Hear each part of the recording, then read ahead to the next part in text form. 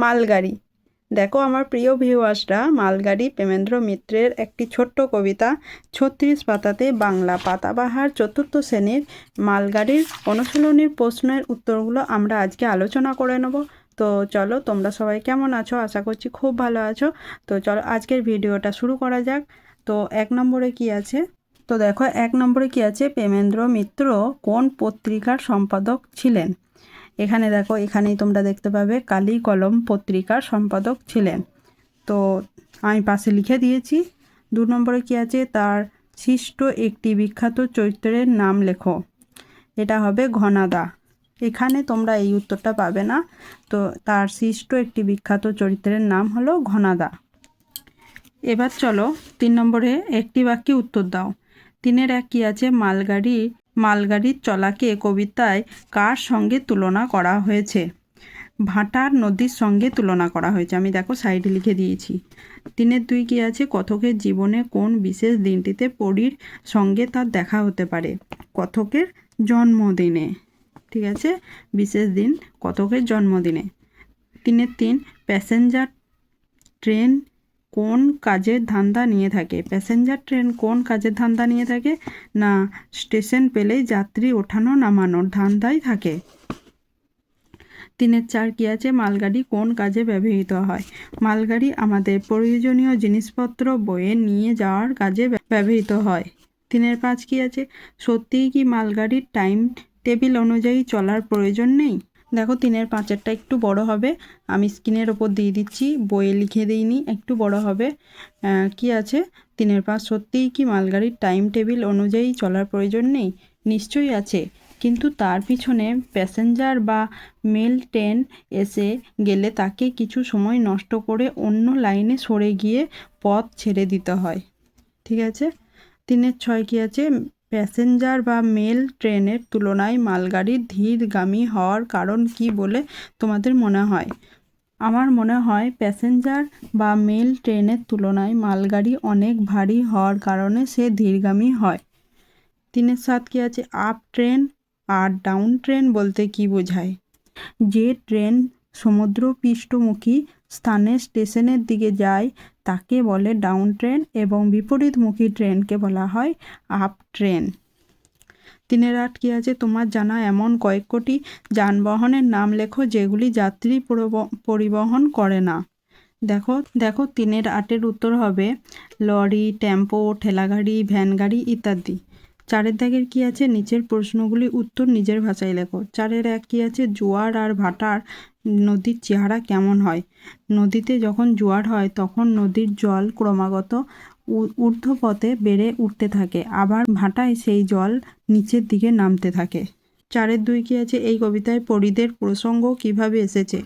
পরীর প্রসঙ্গ তুমি এর আগে কোন কোন কবিতায় পড়েছ? ৪-এর ২ কি আছে, কবিতায় কথক বলেছেন তার জন্মদিনে প্রসঙ্গে যদি কোনো পরী এসে যায় তাই আশা করছেন কবি। এর আগে আমি কবিগুরু রবীন্দ্রনাথের কবিতা কোথাও আমার হারিয়ে যাওয়ার নেই মানা কবিতায় পরীর কথা পড়েছি। ৪-এর ৩ কি আছে, মালগাড়ি হয়ে কবিতার কথক কোন সুখ অনুভব করতে চায়? কবিতায় কথক মালগাড়ি হয়ে কোনো টাইম টেবিল না দেখে খুশি মতো চলতে চায়। যে কোনো লাইনে সে খুশি মতো যেতে চায়। সে যাচ্ছি যাব করে চলতে চায়। অশেষ চলতে পারা সুখ অনুভব করতে চায়। কবিতায় ঘটর ঘটর শব্দটি মালগাড়ির শব্দ বোঝাতে ব্যবহৃত হয়েছে। তুমি এমন কিছু শব্দ লেখো যা দিয়ে যন্ত্র বা যানবাহনের শব্দকেই বোঝানো হয়ে থাকে। দেখো এর উত্তরটা হবে, কলকাতায় হাতে টানা রিক্সা চলে ঠকাং ঠকাং শব্দ করে। কলকাতার বুকে ট্রাম গাড়ি চলে ঠং ঠং শব্দ করে।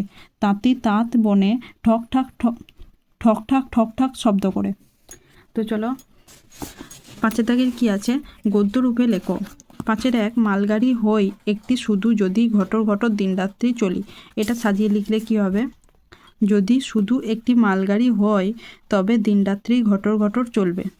৫-এর ২, চেয়ে নেব শুধু একটি বর চেয়ে নেব। ৫-এর ৩-এর উত্তর হবে শুধু ভাবনা পাছে লেট হয়ে যায়। ৫-এর ৪-এর উত্তর হবে যেখানে যত দূরই যায় শুধু আমার একার সারা লাইন। দেখো ৫-এর ৫ কি আছে, যাচ্ছি যাব করেই যাওয়া। এটা কি হবে, আমার যাওয়া যাচ্ছি যাব করেই। নম্বরে কি আছে, প্রতিটি শব্দের সমার্থক শব্দ লেখো, সেগুলি বাক্য ব্যবহার করো, মানে বাক্য রচনা করতে বলছে। তো 6 দাগে কি আছে, বাড়ি, বাড়িটা কী হবে, গৃহ। আজ দিদিদের গৃহপ্রবেশ অনুষ্ঠান হবে। নদী, নদী দিয়ে স্রোতস্বিনী, গঙ্গার নিত্য স্রোতস্বিনী। ভাবনা, ভাবনাটা কী হবে, সমার্থক শব্দ চিন্তা, সবসময় সুচিন্তা করা ভালো। খুশি, খুশিটা কী হবে, সন্তুষ্ট, অল্প কিছুতে মন সন্তুষ্ট রাখা ভালো। ধান্দা, ধান্দা সমার্থক শব্দ ফিকির, রামবাবু প্রত্যেক কাজে ফিকির ছাড়া থাকে না। তারপরে তুফান, তুফানের সমার্থক শব্দ ঝড়, বৈশাখ মাসে কালবৈশাখী ঝড় দেখা যায়। তারপর কি আছে দেখো, রাস্তা, রাস্তার সমার্থক শব্দ পথ, পথ দিয়ে অনেক যানবাহন চলাচল করে। সাথে কি আছে, ভালো মন্দ, এর মতো বিপরীত অর্থের শব্দ পাশাপাশি আছে এমন 3 জোড়া শব্দ কবিতা থেকে বের করে লেখো। দেখো, বিপরীত শব্দ শুধু থাকতে হবে, সেরকম শব্দ লিখতে হবে, যেমন দিন রাত্রি, ওঠা নামা, যাওয়া আসা। 8 দাগে ছক করে নিচের শব্দগুলি থেকে ঘোষ বর্ণ ও অঘোষ বর্ণ আলাদা করে বসাও। দেখো, আমি এটার স্ক্রিনের উপর দিয়ে দিচ্ছি, তোমরা নোট করে নেবে। তো চলো এবার 9 দাগের কবিতাটিতে যে কটি ইংরেজি শব্দ ব্যবহৃত হয়েছে সেগুলি হলো mail, train, passenger, station, late, line, time table. শব্দগুলি প্রতিটি রেলগাড়ি সংক্রান্ত। এবার তুমি বাস ও সেই সংক্রান্ত ইংরেজি শব্দগুলি একটা তালিকা তৈরি করো। দেখো, বাস সংক্রান্ত ইংরেজি শব্দ হলো driver, helper, ticket, seat, ladies, stoppage, brake, stand, signal, traffic jam, route. 10 দাগে তুমি একটা মালগাড়ি দেখতে পেলে মালগাড়ি সম্বন্ধে তোমার মনে কি কি প্রশ্ন জেগেছে তার অন্তত 5টি প্রশ্ন খাতায় লেখো। 1 নম্বর প্রশ্ন, মালগাড়িকে ইংরেজিতে কি বলে? 2 নম্বর, মালগাড়ি কোথা থেকে কোথায় যায়? 3 নম্বর, মালগাড়িতে কোন কোন মাল নেওয়া হয়? 4 নম্বর, মালগাড়িতে মাল ভরে দেয় কে? 5 নম্বর, মালগাড়িতে কি শুধু একই রকম মাল বওয়ানো হয়? তো 11 নম্বরে নিচে একটি টাইম টেবিলের অংশ নমুনা হিসেবে তোমাদের জন্য দেওয়া রইল। এই যে সেখান থেকে বিভিন্ন ট্রেনের নম্বর, কোথা থেকে ছাড়ছে, গন্তব্যস্থলটি কোথায়, বিভিন্ন স্টেশনের ট্রেনের পৌঁছানোর সময় ইত্যাদি তোমার খাতায় নথিভুক্ত করো। প্রয়োজনে শিক্ষিকা ও শিক্ষকের সাহায্য নাও। তো তোমরা এটা দেখো, তোমাদের স্কুলের শিক্ষক শিক্ষিকার কাছে সাহায্য নিয়ে এটা করে নেবে তোমরা। তো চলো, আজকে ভিডিওটা এখানেই আমি শেষ করব। 39 পাতা অবধি কোশ্চেনের অ্যান্সারগুলো আমি তোমাদের সাথে আলোচনা করে নিলাম। তো চলো, তোমাদের ভিডিওটা যদি ভালো লেগে থাকে তাহলে অবশ্যই একটা লাইক করে দিও, আর যদি এইরকম ভিডিও প্রয়োজন বলে মনে হয় তাহলে চ্যানেলটা সাবস্ক্রাইব করে পাশে থেকো। দেখা হচ্ছে পরবর্তী অধ্যায়ের প্রশ্নের উত্তর নিয়ে। তো চলো, টাটা।